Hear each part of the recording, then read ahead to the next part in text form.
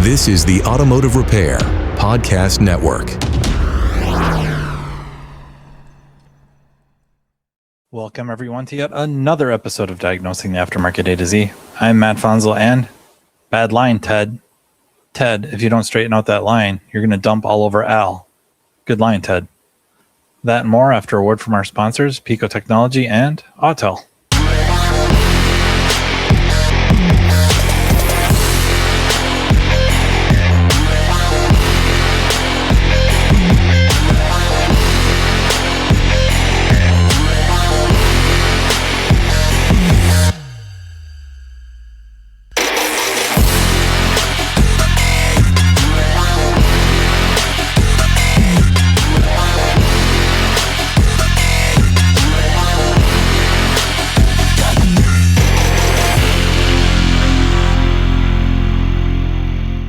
This episode of Diagnosing the Aftermarket A to Z is brought to you by Autel. Autel is a global developer and manufacturer of award-winning professional automotive diagnostic tools and service equipment, trusted by technicians, educators, and shop owners across North America. With diagnostics at their core, Autel's real-world solutions support repair workflows ranging from full-system vehicle diagnostics to servicing the most advanced automotive technologies. What sets Autel North America apart is the team behind the tools. Dedicated experts across sales, training, and technical support, each bringing deep, hands-on experience supporting professional technicians. When questions arise, you're working with people who understand the vehicles, the procedures, and the real-world demands of modern repair. Whether diagnosing complex drivability concerns, servicing TPMS systems, validating repairs, or working with ADAS and advanced safety technologies, Autel tools are engineered to support accurate, efficient repairs in strict accordance with OEM procedures and standards. To learn more about Autel and their diagnostic solutions, visit autel.com, AUTEL.com. So I caught, a bit of a tournament. I didn't watch the whole thing by any means, but I guess I was aware of it. I just didn't know when it was, and it turns out it was on Saturday night. I'm pretty sure, Saturday night. It's an attempt to make or repopularize or popularize freestyle wrestling. I really can't say like I'm really into freestyle wrestling or watching it, but I'm aware of some MMA fighters, be it UFC or Bellator, even going back early UFC days. The freestyle wrestlers would have some very good success. I mean, Mark Coleman comes to mind way back when. Even, I think Don Fry had a background in it. Dan Severn. Matt Hughes, I think, is a big one. Those guys, they had a lot of success, learned a few submissions, learned some stand-up. Brock Lesnar is a big one. Terrible to forget or have him at the end, especially being kind of a somewhat native Minnesotan. I don't think he technically went to school here, college. And that's really, a lot of this is beside the point, just meaning I don't follow it, but I'm aware of fighters that have a background in it. And one of those, his name was, or is, Ben Askren. And he might be most famous for how quickly he was knocked out by George Masvidal. He took a knee within seconds of the beginning of the fight.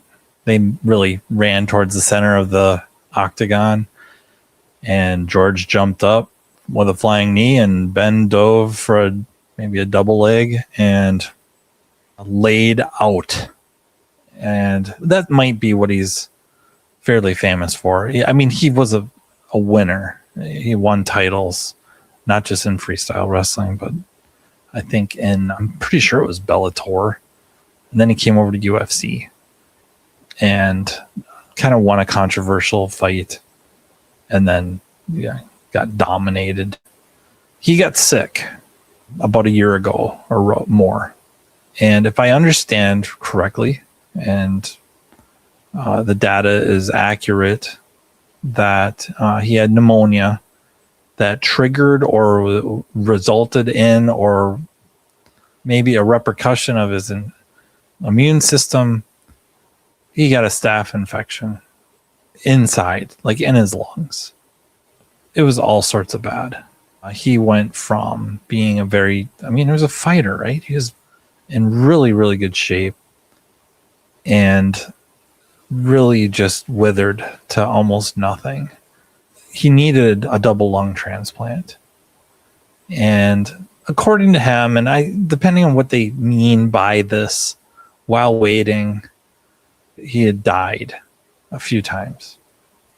He gets the double lung transplant, and maybe he died after that too, recovery. But I think mainly it was waiting for it.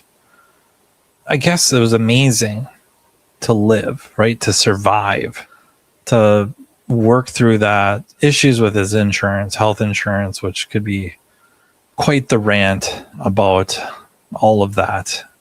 Health insurance is kind of a brutal topic, and his really, really let him down. But because of who he is, I guess, and people around him or in that world, I guess, say what you will about him as a fighter and the stunts on Netflix, but one of the reasons Ben Askren's alive is Jake Paul, amongst others. He gets the double lung transplant, lives. I mean, he's just lucky to be alive, honestly, and he's got younger kids, married, all the things.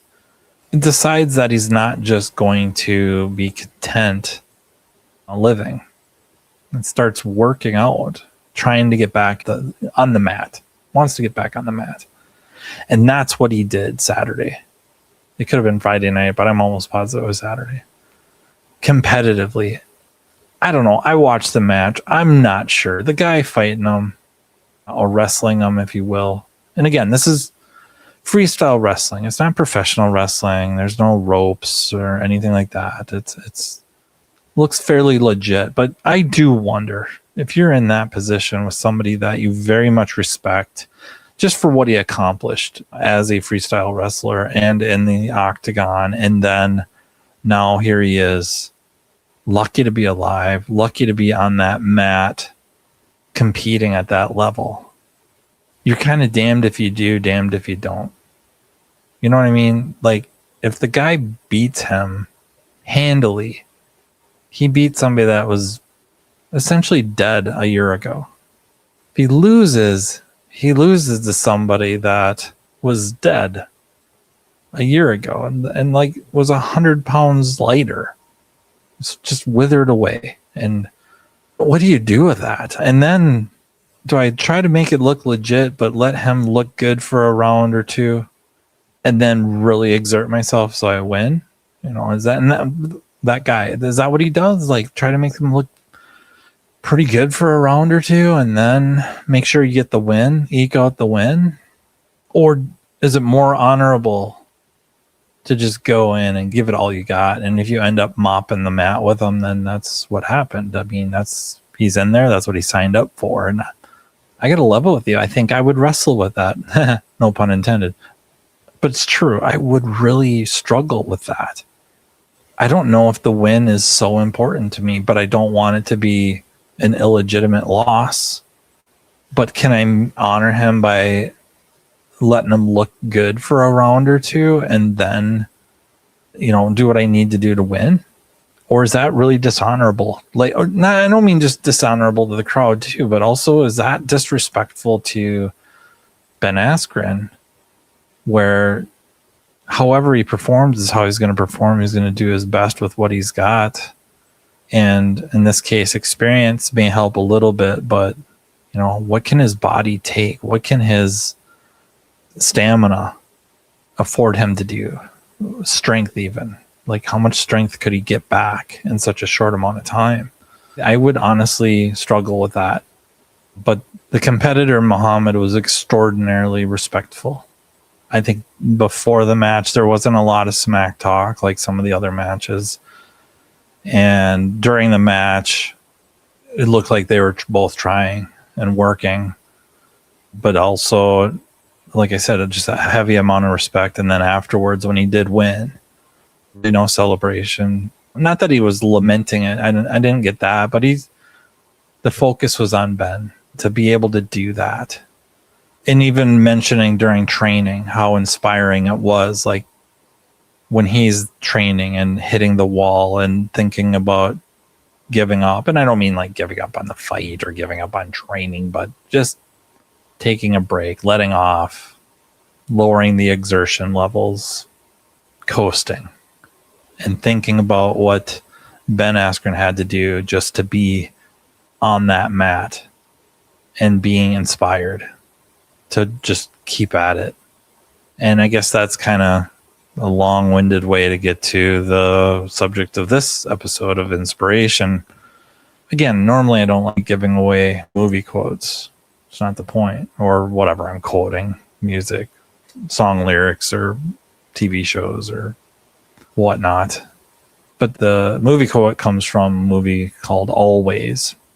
Richard Dreyfuss, John Goodman, and Holly Hunter. It's kind of cool because it's about, I guess, forest firefighters, if you will, particularly the water drops. Yeah, really, I think it's technically aerial firefighting, where they drop water from airplanes, particularly old airplanes, not design specific, like there are some, but these weren't. They're recommissioned, reconditioned, adapted.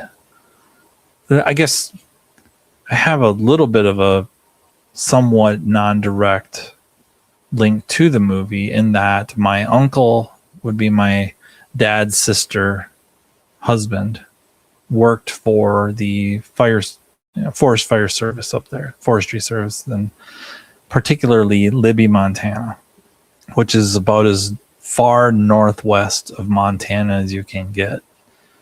And he was responsible for setting the fires used in the movie. And then you'd have to pause it almost perfectly, but at the very, very beginning of the movie where they're in the forest fire, you could see him leading a charge of forest firefighters running by a camera. For sure, uncredited. At the end of the movie, I think they thank specifically the Libby Forestry Service, but that would be my, a link. So I was very much aware of this movie before it was released, and then it was released and thought it would be cool to see my uncle on it. And of course you can't. Or you got to time it really, really good. And back in the day with VHS, you needed a really good VCR to freeze it and have or maintain picture quality. So honestly, not that big a deal, but it was kind of cool, right? And the movie really is about inspiration. I forgot one of the actors. It's kind of important.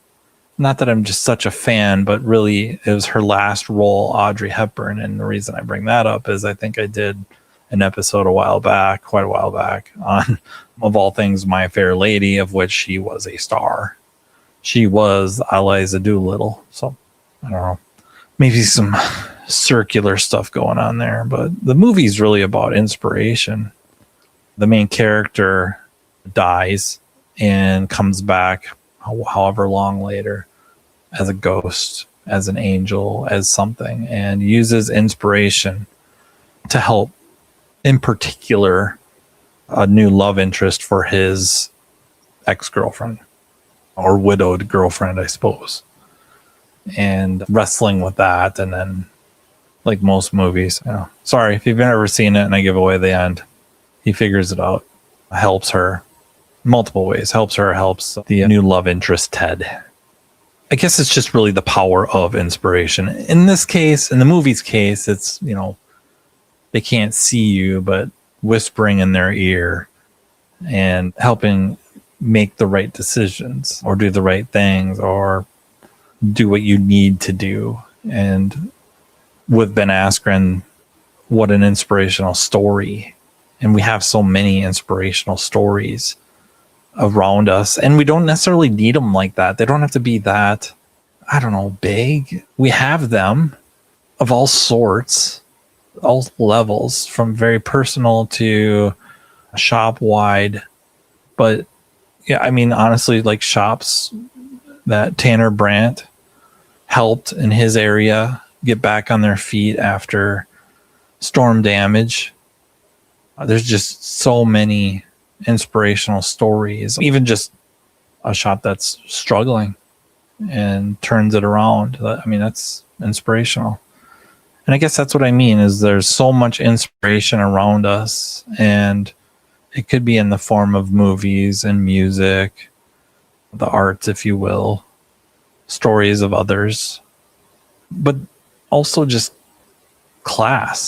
going to a training event and getting inspired by an instructor or presenter or whatever, educator, or somebody in the lobby, somebody during break time, listening to their stories.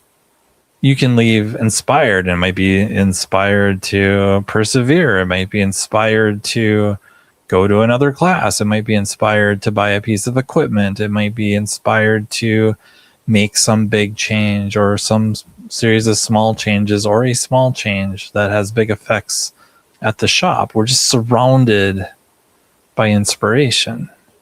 Are we paying attention to it and then recognizing it? And then recognizing those that contributed to that inspiration.